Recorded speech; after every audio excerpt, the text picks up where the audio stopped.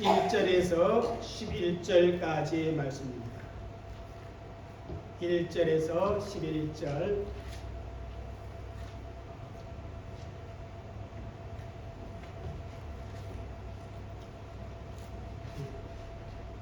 같이 함께 읽도록 하겠습니다.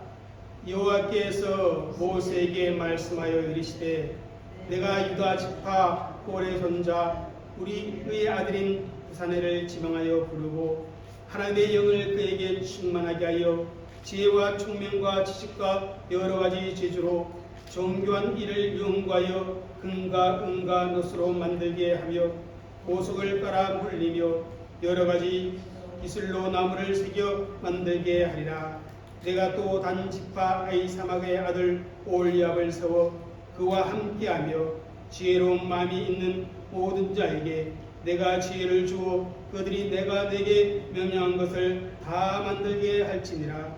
곧 해막과 증거계와 그 위의 속죄소와 해막의 모든 기구와 상과 그 기구와 순금 등잔대와 그 모든 기구와 분향단과 번제단과 그 모든 기구와 물두멍과 그 받침과 제사직을 행할 때 있는 종벽에 짠 의복 곧 제사장 아론의 성의와 그 아들들의 옷과 간유와 성소의 향기로운 향이라. 물은 내가 내게 명령한 대로 그들이 만들지니라. 아멘. 할렐루야. 오늘도 우리 주시는 귀한 이 말씀을 통하여서 예수 그리스도를 말씀 속에서 만나는 그러한 은혜가 있기를 주의로 축복합니다. 여러분, 오늘 읽은 본문의 말씀은 성막과 관련된 제반 규례를 주신 그 하나님께서 최종적으로 그 성막을 건축할, 다시 말하면 그 건축을 담당할 자를 지명하여 부르십니다. 부르시고 하나님의 명령대로 성막 건축을 하도록 그렇게 지시하는 내용이고, 성막 안에 어떠한 기구들을 만들어야 할지를 지시해주고 있는 그러한 내용입니다. 여러분, 성막은 그 부분 하나하나가 다 예수 그리스도를 예표하고 있다. 그래서 예수 그리스도의 모형이라 이렇게 말들을 합니다. 그래서 성막론이라는 그런 학문도 있고요. 또 다른 말로 표하면 장막론이라 그런 학문들이 있는 것을 보게 되어집니다.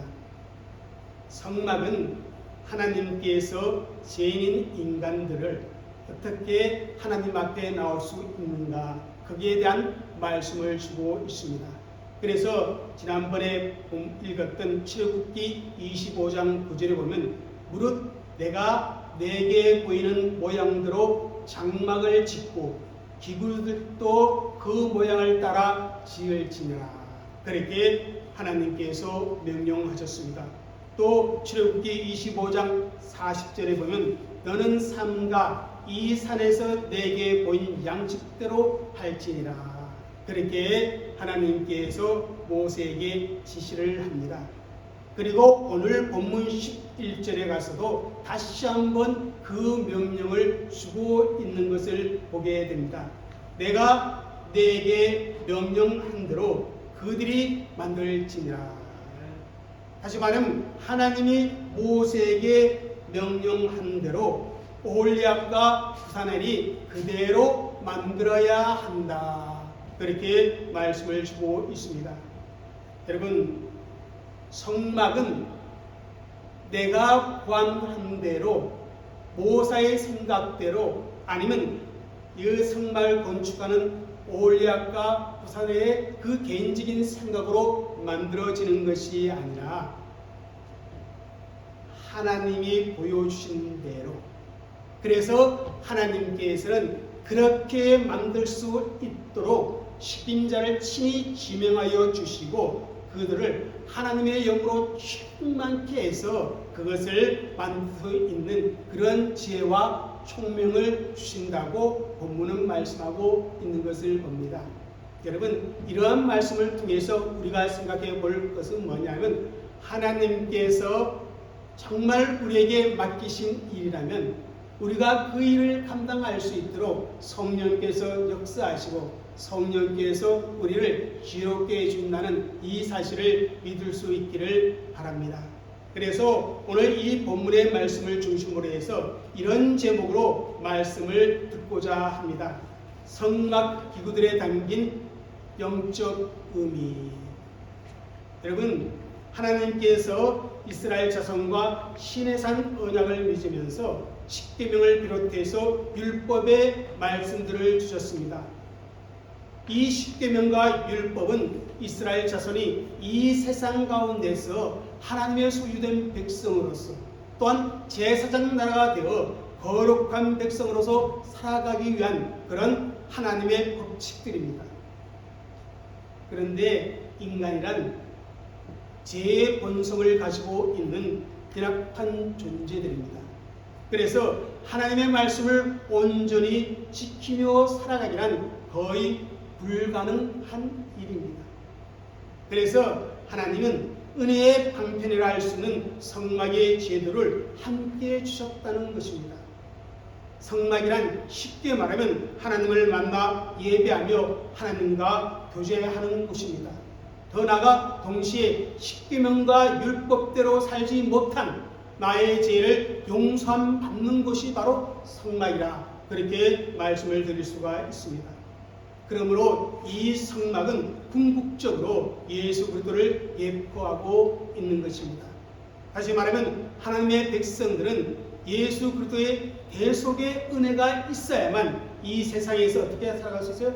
거룩하게, 또한 왕같은 제사장으로서의 사명을 감당하며 살아갈 수 있습니다. 또한 성막을 통해 누리는 제3의 은혜와 하나님과의 교제의 은혜 역시도 마찬가지입니다. 예수 그리스도를 통해서 가능하다는 것입니다. 성막뿐만 아니라 성막 안에 사용되어지는 모든 기구들 역시 예수 그리스도의 사역을 우리에게 상징해주고 있는 것들입니다. 그래서 요한복음 1장 14절에 이렇게 말씀합니다. 말씀이 육신이 되어 우리 가운데 거하시매.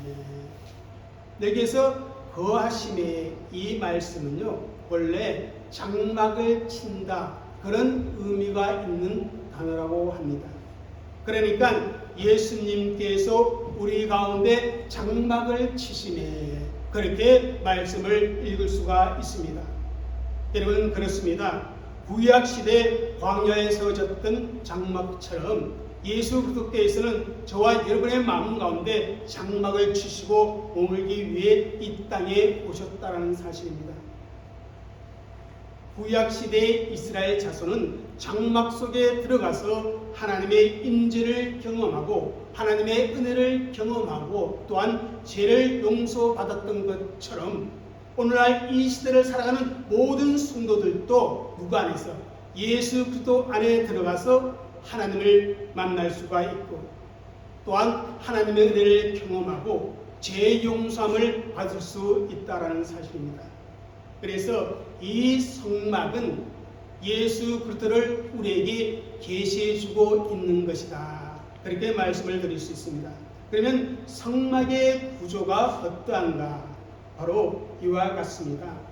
성막은 외부와 내부로 만들어져 있는데 외부는 울타리와 저 뜰로 이루어졌습니다. 그리고 내부는 저 성막에 성소와 지성소로 나누어져 있습니다. 그리고 이 성막 안에는 6개의 기구가 있습니다. 이 기구가 바로 오늘 본문 7절에서 9절까지 기록되어 있습니다. 성막은 동쪽에 어떻게 동쪽에 여기에 이제 출입문이 있습니다. 이 출입문을 통해서 들어가면 제일 먼저 만나는 것이 뭐냐면 번제단입니다. 번제단. 그리고 물두멍이 있습니다.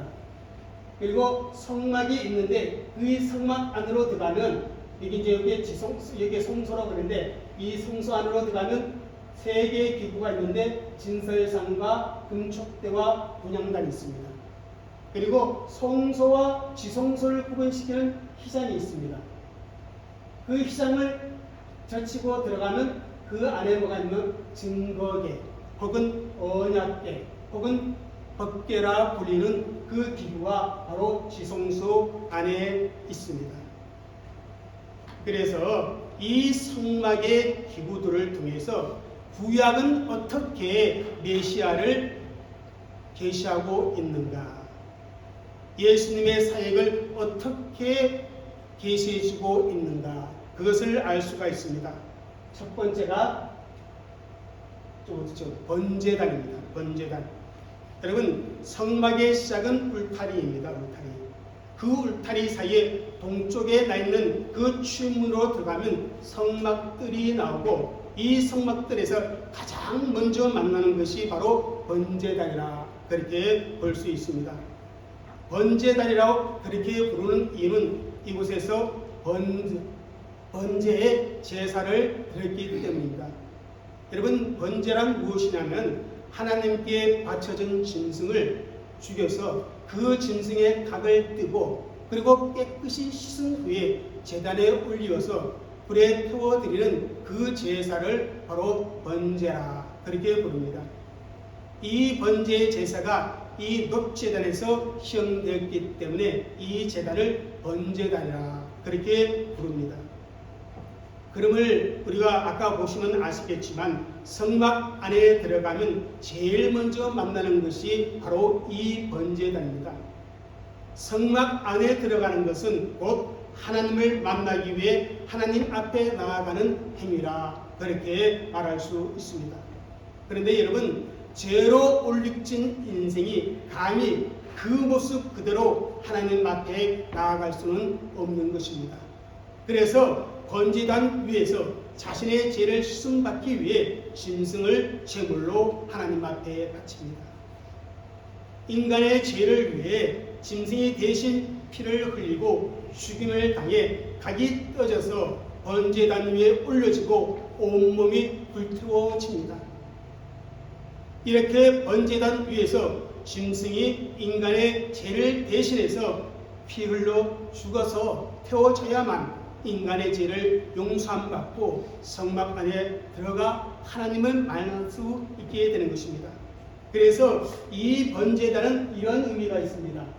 한번 읽겠습니다. 우리의 죄를 용서하기 위해 희생제물이 되신 예수 그리스도를 예포합니다. 그렇습니다. 이 번제단은 예수 그리스도의 희생과 죽음을 상징합니다. 이 번제단에서 짐승이 피 흘러 죽음을 당하고 온몸에 불태워 없어지듯이 예수님께서 저와 여러분을 위해 십자가 위에서 피 흘려 죽음을 당하시고 그분의 생명을 우리의 대속의 제물로 내어 놓으신 것입니다.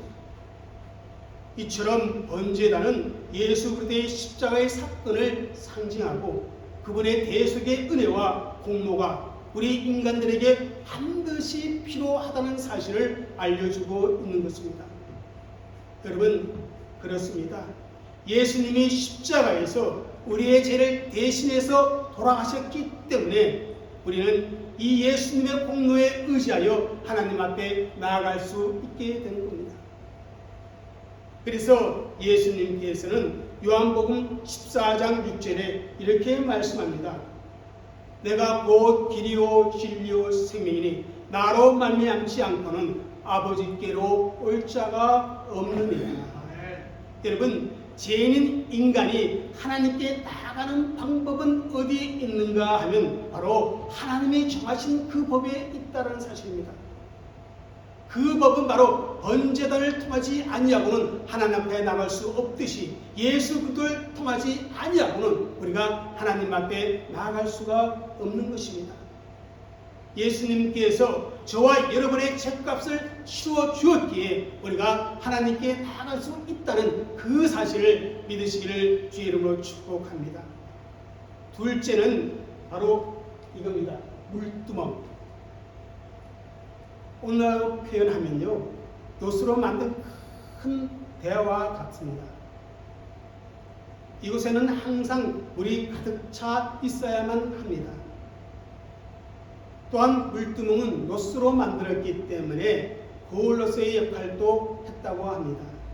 반짝반짝거리는 그 넛에 물을 부으면 어떻게 됩니까? 비교적 어느 정도 자신의 모습을 거울처럼 볼 수 있었다고 합니다. 제사장들은 여기에서 손을 씻고 또 자신의 옷 매무새를 정돈하고 또 자신의 모습을 올바르게 살피고 점검을 했습니다.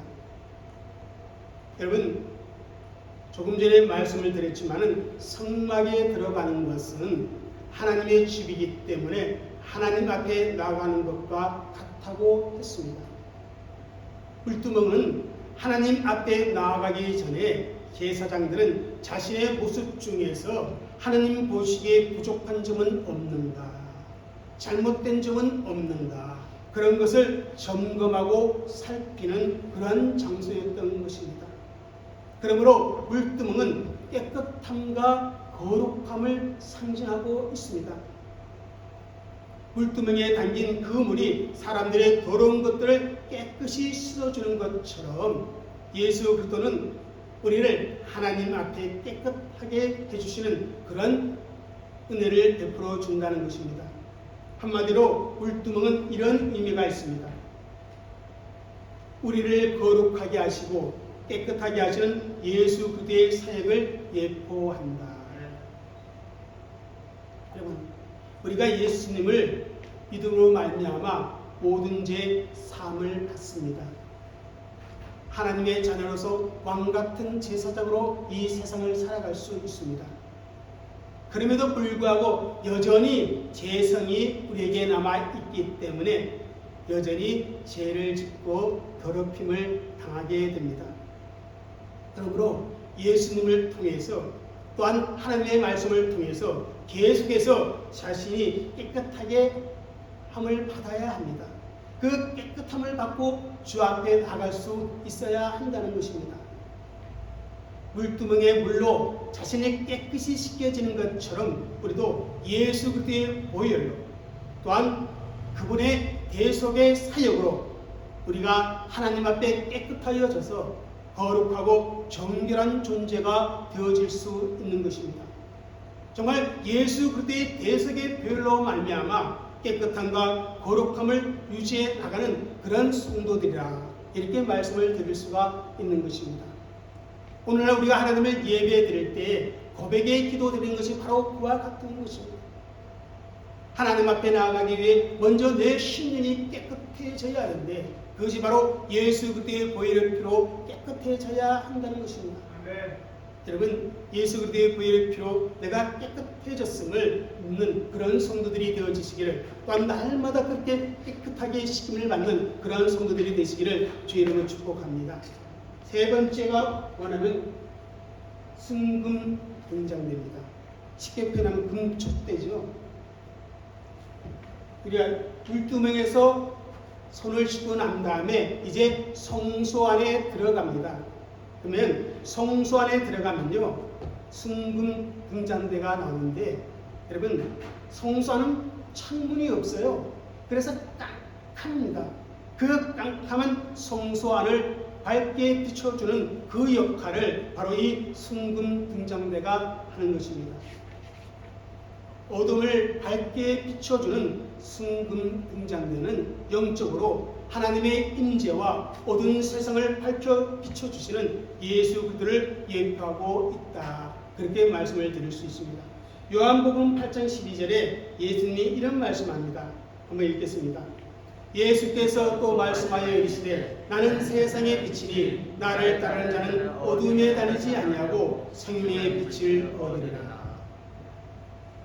이 세상은 죄악으로 관영합니다. 온통 죄악으로 가득 차서 영적으로 어두운 시대입니다.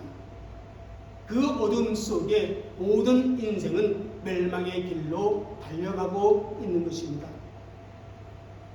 이 사망의 길로 달려가고 있는 인생들에게 예수님은 빛으로 오셨다라는 사실입니다. 나는 세상의 빛이다. 그러면서 나를 따르는 자는 어떻게 해요? 더 이상 어둠에 다니지 아니하고 생명의 빛을 얻으리라. 그렇게 우리 예수님께서 말씀해 주고 있는 것입니다. 그렇습니다. 예수님께서는 세상의 빛이십니다. 그분은 저와 여러분의 생명의 빛이 되어 주십니다. 죄와 사망으로 인하여 비참한 상태에 빠진 우리를 어떻게 합니까? 건져주시고 찬란한 하늘나라로 우리를 인도하시는 빛 되시는 예수님입니다. 사랑하는 성도 여러분, 생명의 빛 되신 예수님으로 말미암아 하나님과 동의하는 그 은혜의 복을 이 세상 가운데 계속 누리고 영원한 하늘나라에 가시는 그런 성도들이 되시기를 주의 이름으로 축복합니다. 그리고 우리가 여기서 한 가지 더 살펴볼 말씀이 있는데 그게 바로 출애굽기 27장 20절에서 21절 말씀입니다. 제가 한번 읽겠습니다. 너는 또 이스라엘 자손에게 명령하여 감나무로 짠 순수한 기름을 등불을 위하여 내게로 가져오게 하고 끊이지 않게 등불을 켜되 아론과 그의 아들들로 해막한 증거궤 앞 기장 밖에서 저녁부터 아침까지 항상 요 앞에 그 등불을 보살피게 하라. 이는 이스라엘 자손이 대대로 지킬 규례이니라. 여기에 보면 순금 등장대에 그 등불을 켤 때 하나님께서 감나무로 짠 순수한 기름을 사용하라. 그렇게 말씀하고 있습니다. 여러분, 성령에서 기름은 무엇을 상징합니까? 바로 성령님을 상징하고 있습니다. 우리가 이 세상에서 하나님의 백성으로 거룩하게 살아가려고 하면 우리의 힘과 우리의 능력으로 정말 역부족이라는 사실을 실감할 때가 참 많이 있습니다. 본질적으로 복음을 듣고 예수님을 믿고 영접하는 것 그것 자체도 우리의 힘과 우리의 의지와 우리의 노력과 우리의 이성으로 불가능합니다. 그 일을 이루어주기 위해 성령님께서 반드시 역사해 주셔야 합니다. 성령님의 역사와 성령님의 도우심이 있어야만이 우리가 예수 그리스도를 나의 구주로 믿고 영접할 수가 있는 것입니다. 성령님의 역사하셔서 우리의 마음과 우리의 심령을 열어주셔야만 예수님을 나의 구세주로 믿고 고백하고 예수님을 나의 빛으로 받아들이면서 어떻게 합니까? 이 어두워진 세상에 예수님을 따라갈 수 있다는 사실입니다. 뿐만 아니라 성령께서 계속해서 내 안에 빛을 비춰주셔야 합니다. 그래야만이 잘못된 것을 깨달을 수가 있습니다. 그래야만이 거룩한 생각을 가질 수 있습니다. 그래야만이 영의 생각을 가질 수 있습니다. 그래야만이 하나님의 뜻을 쫓아갈 수 있는 것입니다. 이렇게 순금 등잔대와 기름은 바로 영적으로 이런 의미가 있습니다. 다시 영적으로 빛 대신 예수 그리스도를 상징하고 있습니다. 그리고 이 세상을 성도들이 살아가기 위해서는 성령님의 역사심이 있어야 한다는 사실을 바로 이 큰 족대는 우리에게 보여주고 있는 것입니다. 넷째는 이겁니다. 떡상입니다. 떡상. 여러분, 순금 등잔대가 성수안을 비추면 그 순금 등잔대 맞은편에 뭐가 있냐면 바로 금으로 만들어진 상이 있는데 저 상을 가리켜서 진설병상 혹은 떡상이라 이렇게 부릅니다. 그리고 떡상 위에 빵이 있는데 저것을 가리켜 진설병 혹은 거룩한 떡이라 이렇게 부릅니다. 일주일 동안 성수 안에 있는 떡상 위에 그 진설병 몇 개를 올려면 12개를 올려놓습니다. 그리고 일주일이 지나면 그 떡을 내려놓고 새로운 떡을 12개를 올려놓습니다. 그리고 그것은 바로 아론과 제사장의 음식으로 먹을 수 있게 됩니다. 여러분, 그렇다면 저 떡상, 저 떡은 무엇을 의미할 것인가? 한번 우리 요한복음 6장 35절 말씀을 읽겠습니다. 예수께서 이르시되 나는 생명의 떡이니 내게 오는 자는 결코 줄이지 아니할 터이요 나를 믿는 자는 영원히 목마르지 아니하리라. 나는 생명의 떡이니 이렇게 말씀합니다. 또 요한복음 6장 51절 읽겠습니다. 나는 하늘에서 내려온 살아있는 떡이니 사람이 이 떡을 먹으면 영생하리라. 내가 줄 떡은 곧 세상의 생명을 위한 내 살이라 하시니라. 이러한 예수님의 말씀을 통해서 저 떡상과 진설병은 무엇을 의미하는지 알 수가 있습니다. 그것은 바로 이겁니다. 한번 읽겠습니다. 우리의 생명의 떡이 되신 예수 그리스도를 상징한다. 여러분, 예수님이 어디에서 태어났어요? 베들레헴에서 태어났습니다. 여러분, 이 베들레헴이 우리나라 말로 무슨 뜻인지 아세요? 떡집이라는 뜻입니다. 떡집에서 우리 예수님께서 태어났습니다. 이것은 예수님께서 우리의 생명의 떡임을 상징적으로 보여주고 있는 것입니다. 성소 안에서 먹었던 이 거룩한 떡을 우리는 이제 예수 그리스도로 말미암아 맛볼 수가 있는 그런 존재들이 되었습니다. 예수님이 친히 우리의 생명의 떡이 되어 주셔서 우리의 삶을 이끌어 주시고 우리를 붙잡아 주시는 것입니다. 여러분, 예수님은 곧 말씀입니다. 이 말씀이 내 영혼 속에 들어와서 각인되어져야 우리는 어떻게 해요? 예수의 사람이 되어줄 수가 있는 것입니다. 여러분, 사람이 어떤 음식을 먹느냐에 따라서 그분의 체질이 정해지는 모습을 보게 됩니다. 우리가 생명의 뜻인 예수님, 그분의 말씀을 먹어야 우리는 예수의 체질이 되어질 수가 있는 것입니다. 왜 예수님을 믿어도 왜 내 속에 예수의 생각으로 채워지지 않습니까? 왜 내가 예수를 따른다고 하면서도 말씀이 내 속에 체질화가 되지 않습니까? 그것은 생명의 떡 되시는 예수 그리스도 그분의 말씀을 우리가 먹지 않기 때문에 그렇습니다.